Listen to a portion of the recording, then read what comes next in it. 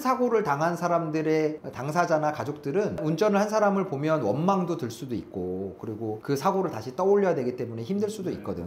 그러니까 처음에 최소한의 성의를 보이는 거는 기본인 거고, 그 다음에는 그 사람 상대방이 불편해한다 그러면 나서면 안 되는 거지. 운전자보험 안 들어져 있잖아. 그러니까 나는 벌금 낼 여력이 없습니다. 그러니까 차라리 징역형이나 금고형의 집행유예를 내려주세요. 예를 들어서 사망사고라고 치면 형사사건을 처리하는 데만 1년 가까이 될 수 있다고.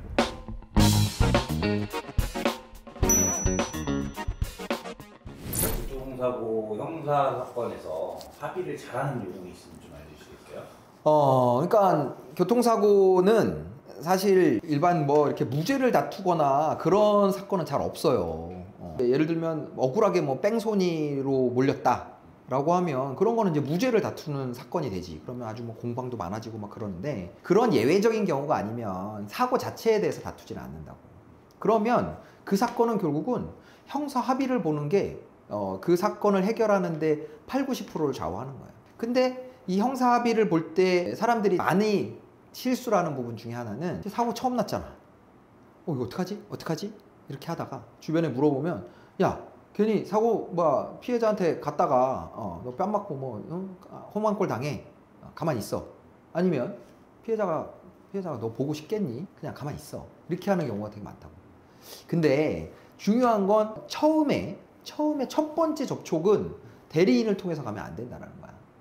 본인이 직접 연락을 해서 안부를 묻고 죄송하다, 그게 내가 얼마나 잘못했고 뭐 이런 거를 따지면 벌써부터 기분이 나쁘다고. 그러니까 괜찮은지 묻고, 그리고 어쨌든 잘못했습니다, 죄송합니다, 제가 좀 실수를 했습니다. 그걸 나중에 법원에서 따지는 일이지, 뭐 그 사람한테 아무리 뭐 난 잘못 없습니다 라고 한다고 해서 뭐 경찰이나 법원에 가서 뭐 죄가 없는 게 없어지는 게 아니란 말이지.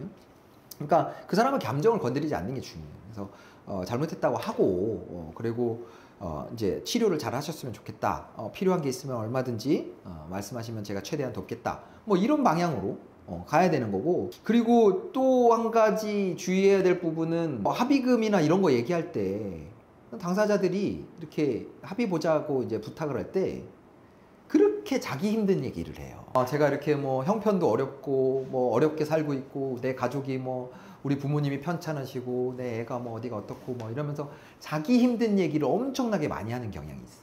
이것도 엄청 실수거든. 왜냐하면 듣는 사람 입장에서는 당신 때문에 사고가 나서 삶이 엉망이 됐는데 지 힘든 얘기를 하고 자빠졌다는 거지. 그러면 기분이 나쁘다는 거야.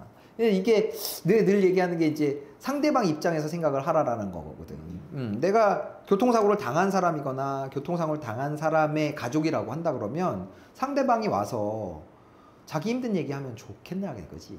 나도 힘든데, 나도 힘들고 내가 힘든 건 너 때문인데, 근데 너 힘들다는 얘기하면 내가 너를 봐주고 싶어지겠냐는 거지. 그게 이제 사람들이 잘못 생각하는 거야. 그래서 형사 합의를 볼 때 뭐 그래도 진정성을 보여주시는 게 중요하다. 그러니까 손글씨로 편지라도 좀 쓰시고 그러는 게 좋다라고 하면, 그럼 써온 걸 보잖아. 그러면 자기 힘든 얘기를 그렇게 써놔요. 그렇게 하면은 합의를 보기가 어렵고, 감정을 풀어주기 위해서는 일단 첫 번째는 본인이 직접 접촉을 해서, 그래서 안부를 묻고 사과의 의사를 표시하고, 본인이 이 수습을 위해서 최선의 노력을 다하겠다라는 그런 자세를 보여주는 것. 그리고 내가 어렵다라는, 내가 힘들다라는 그런 표시는 하지 않는 것. 온전히 상대방의 입장에 대해서 우려하고 걱정하고 미안하게 생각한다라는 거에 포커스를 맞추는 게 되게 중요해요. 그러고 난 다음에는 실제 합의를 볼 때는, 자, 처음에 그렇게 접촉을 한 다음에 상대방의 반응은 여러 가지야. 그러니까 그거를 좋게 받아들여서 뭐 당신도 이유가 있었겠지요 이렇게 나오는 사람도 있고, 그리고 솔직히 말하면 이제 큰 사고를 당한 사람들의 당사자나 가족들은 운전을 한 사람을 보면 원망도 들 수도 있고, 그리고 그 사고를 다시 떠올려야 되기 때문에 힘들 수도 있거든.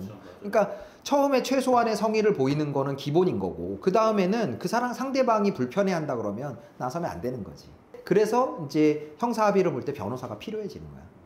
나한테 상담 오시는 분들한테는 항상 얘기하는 게, 제가 사건을 맡아서 하면 합의를 진행을 하기는 하겠지만 일단 처음에 접촉은 무조건 직접 하시라고 말씀을 드리고, 그리고 그 다음에 변호사가 연락을 해도 괜찮겠냐라는 걸 물어보고, 그거를 허락을 받은 다음에 접근하는 게 좋다 이렇게 말씀드리거든.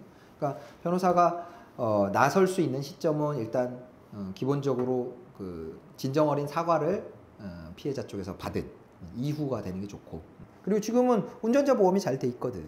그러니까 예전에 운전자 보험은 기소가 되고 나서야 뭐 변호사를 선임할 수 있는 비용을 지원해 줬지만 지금은 수사 단계에서부터 벌써 변호사 비용을 지원을 해주기 때문에 그런 보험에 가입돼 있다 그러면 빨리 변호사를 선임을 해서 형사 합의금도 보험으로 지원을 받고, 그리고 형사 합의를 진행하는 절차도 변호사의 도움을 받아서 하라는 거지. 와이 나시지. 이거 변호사 그 보험료 내고서 그 어려운 절차를 진행을 하는데 왜 그거를 뭐 계산을 하고 있어? 무조건 쓰는 거지. 변호사는 재판을 위해 있는 사람이라고 생각을 했는데 대표님이랑 얘기를 하다 보면 변호사가 재판을 막아주는 역할이 그렇지. 맞아. 그리고 교통사고에 있어서는 자, 형사합의가 그만큼 중요한 거고, 형사합의를 빨리 보면 재판까지 가지 않을 수도 있고, 근데 그 형사합의를 빨리 보기 위해서는 변호사가 필요하다라는 거지. 교통사고 형사합의라는 건 이런 이제 그 교통사고라는 상황에 대해서 피해자가 느낄 감정, 가해자가 느낄 감정, 운전자가 느낄 감정, 이런 것들에 대해서 잘 이해를 하는 변호사가 필요하다는 거야. 형사사건이랑 이런 다른 공도 해보셨을 텐데 그러면 교통사고 형사합의랑은 좀 다른 점이 있어요? 그럼 교통사고 형사합의는 보통 가족들이 개입이 되지. 가족들이 개입이 되는 경우가 많다는 거야. 왜냐하면 한 사람의 사고로 인해서 전체의 그 경제 생활에 차이가 생긴단 말이야. 그러니까 뭐 사망 사고라든가 중상해 사고라든가 이런 경우는 간병을 해야 되거나 아니면 뭐 우리 가족 중에 한 명이 존재 자체가 없어지거나 뭐 이런 상황이 됐을 때 그런 가족들에게 미치는 여파들이 굉장히 크단 말이야. 통상적으로 이제 형사 사건들 같은 경우에는 그 당사자가 물론 이제 폭행 사건이나 뭐 이런 이제 직접적인 이런 사건들은 또 비슷할 수도 있지만 당사자가 합의의 대상이라고. 당사자만이 예를 들면 사기를 쳤다, 뭐 경제적인 뭐 범죄를 저질렀다라고 하면 그 피해를 본 사람하고 돈으로 풀어가는 문제고, 그러고 사실 감정이 별로 중요하진 않아. 돈 갚으면 되거든. 중요한 건 그 사람들 사이에는 돈이거든. 근데 이 교통사고라는 거는 정말 어느 한순간 하루아침에 어떤 그 한 가정의 일상이 완전 달라지는 그런 상황이 되기 때문에 그런 부분에 있어서 이제 그 합의의 대상이라던가 설득을 해야 되는 대상이라던가 이런 것들이 좀 차이가 있는 거예요. 그리고 이런 형사 합의 때문에 큰 돈이 들지 않으니까 운전자 보험은 꼭 가입해 두는 게 좋다는 거지. 운전자 보험이 형사 합의금 지원해주고 변호사 비용 지원해주고 벌금을 내야 되면 벌금도 지원을 해준단 말이야. 어떤 경우는 이런 경우도 있어요. 교통사고 냈는데 운전자 보험 안 들어져 있잖아. 그러니까 나는 벌금 낼 여력이 없습니다.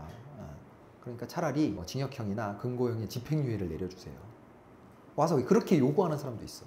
형편이 어려운 사람들한테는 그냥 뭐 징역형의 집행유예 받는 것보다 벌금형이 더 무서울 수도 있거든. 생활이 더 어려워지니까. 그리고 생각해봐. 운전자 보험이 없이 사고가 났는데 형사합의도 봐야 되고 변호사도 선임해야 되고 벌금도 내야 된다고 하면 예를 들어서 사망사고라고 치면 형사사건을 처리하는 데만 한 1년 가까이 될 수 있다고. 그러니까 나 혼자 조심한다고 사고가 안 나냐고. 그러지 않아. 진짜 갑작스럽게 뛰어들어오는 거는 멈출 수도 없어요. 근데 그게 한쪽이 100대 0으로 나오는 사고가 잘 없단 말이야. 그러면 일부라도 내 잘못이 다만 10%라도 있게 되면 그게 재수없게 횡단보도라던가 그런 데서 아니면 내가 주황색 불에 들어가가지고 교차로에 들어가서 난 사고라던가 이렇게 되면 그러면 내가 크게 잘못이 없다고 해도 형사 입건이 되고 처벌을 받게 되는 겁니다.